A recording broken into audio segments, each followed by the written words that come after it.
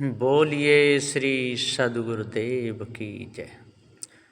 सद्गुरु श्री कबीर साहेब की जय। विश्व वंदनीय संत सम्राट बंदी छोर सद्गुरु श्री कबीर साहब जी, मेरे हृदय मंदिर के आराध्य परम पूज्य सद्गुरु श्री महान साहब जी, पूजा के योग सभी संत समाज में चरण कमलों में सिर झुका के 3 बार बंदी करता हूँ। बोलिए श्री सद्गुरुदेव की जय। सद्गुरु श्री कबीर साहब जी बड़े अच्छे विचारों के पवित्र भाव के संत थे। पूरा जीवन उनका साधना में था। किसी प्रकार की कोई भी कालमा उनके जीवन में नहीं थी। कभी भी किसी का बुरा नहीं चाहते थे। वासनाओं की तरफ उनका लक्ष्य बिल्कुल नहीं था।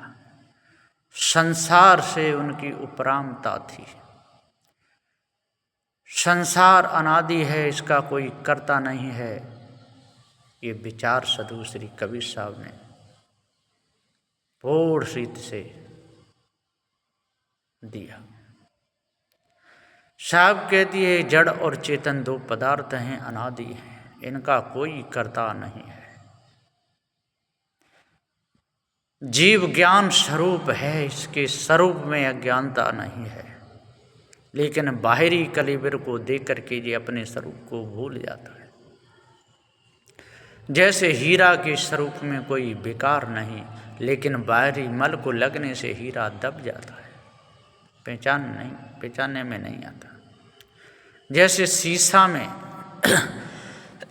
चेहरा बिल्कुल दिखता है, यदि उस पर आवरण छा जाए तो चेहरा नहीं दिखता है। ठीक इसी प्रकार से जड़ चेतन का ठीक ठीक भेद मालूम न होने से हम कुछ का कुछ समझ लेते हैं। अपनी ही लेखनी में हम स्वयं अपने आप को भूल जाते हैं। अपने हाथों से बनाई हुई मूर्तियों को हम देव मान लेते हैं।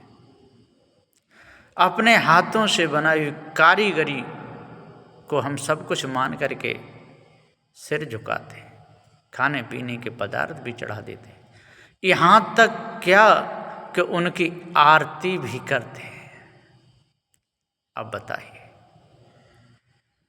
तू अजर अमर अखंड अविनाशी जिंदा चेतन जीव है, मुर्दा की पूजा करता है, यही तो भारी भूल है। ये बहुत भारी भूल है कि तू जिंदा होकर के मुर्दा को पूजता है। थोड़ी बड़ी भूल है क्या? ये विशाल भूल है। इसलिए आज पारखी संतों की शरण में लगो। सद्गुरु श्री कबीर साहब जी के सदग्रंथ बीजक को ध्यान से पढ़ो। पंचग्रंथी 60 ग्रंथी ध्यान से पढ़ो।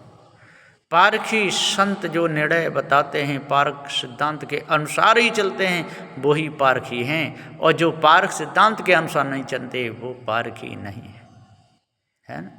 कुछ का कुछ कहने वाले, भरमाने भुलाने वाले, धोखे में डालने वाले पारखी नहीं हो सकते। यदि आपको जड़ चेतन का भेद समझना है, बंधनों से मुक्त होना है, कालमा दूर करनी है, तो आज से ही बुरे कर्मों का त्यागन कर दो। आप ही देख लो, वासना की तरफ लक्ष्य जाते ही चित्त बिगड़ जाता है, और वासना की तरफ लक्ष्य न जाए तो चित्त कैसे बिगड़ेगा? नहीं बिगड़ेगा। भूल होते ही हाथ जल जाता है, भूल होते ही तेल में हाथ जल जाता है। भंडारी काम करता है, ध्यान से करता है, जरा भी चूक गया तो हाथ जल जाता है। इसी प्रकार से ये संसार है, और इसमें यदि जरा भी चूक गए तो हाथ जल जाएगा, बचोगे नहीं।